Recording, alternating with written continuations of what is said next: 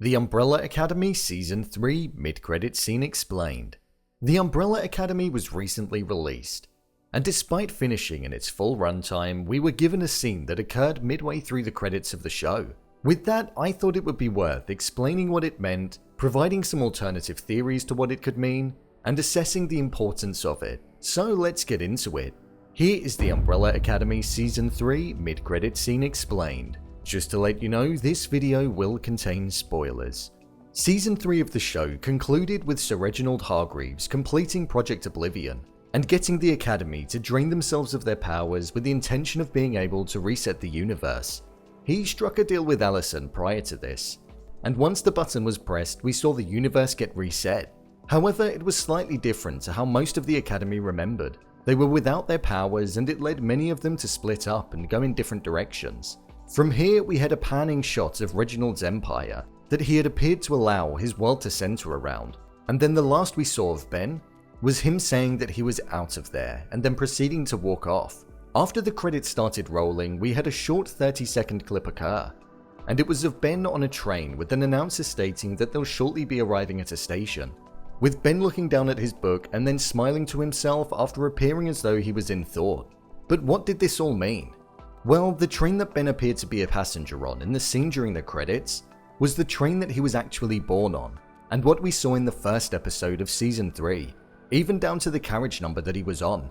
As you can see here, both occurrences happened on cart 6861 on the day that he was born and also in the present day.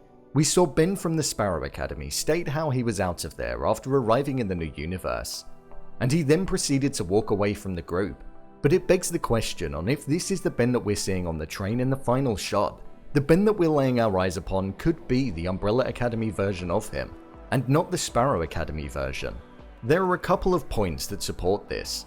One is that due to the fact that Hargreaves reset the universe at a point where he was bringing the Umbrella Academy back, this enabled Luther to return to the real world and be brought back from death. So this could also factor in that Ben could have been brought back to life as Hargreaves reset the universe, meaning that Ben may not have gone through the events where he died, and Hargreaves was able to bring him back. There is also another point that supports this in terms of visual appearance. The overall mannerisms of the Ben that we saw in the final scene seemed far different to the ones that we'd witnessed as part of the Sparrow Academy. This Ben seemed to smile, which is something we didn't see the Sparrow version do. He was clean cut and was deep in thought, something else that we didn't see the Sparrow version ever do. The other Ben would only ever act on instinct. As well, when we look at the hairstyles of the two different Bens, the Sparrow Academy version throughout the entirety of the season had his hair rather messy and pushed to his left side or down the middle, almost like a bird's nest, whereas the Ben that we've seen in the Umbrella Academy in Season 1 and Season 2 had a far cleaner hairstyle with his hair brushed in the same direction to what we're seeing the Ben on the train have. So I think it would be safe to assume that the Ben that we're witnessing on the train is the Umbrella Academy version of Ben, which would mean that there are now two Bens in that universe that Reginald created. I believe that he's on the train so that he can go and meet his original birth parents. He's in the same location, so that would be the main explanation as to why he would be there.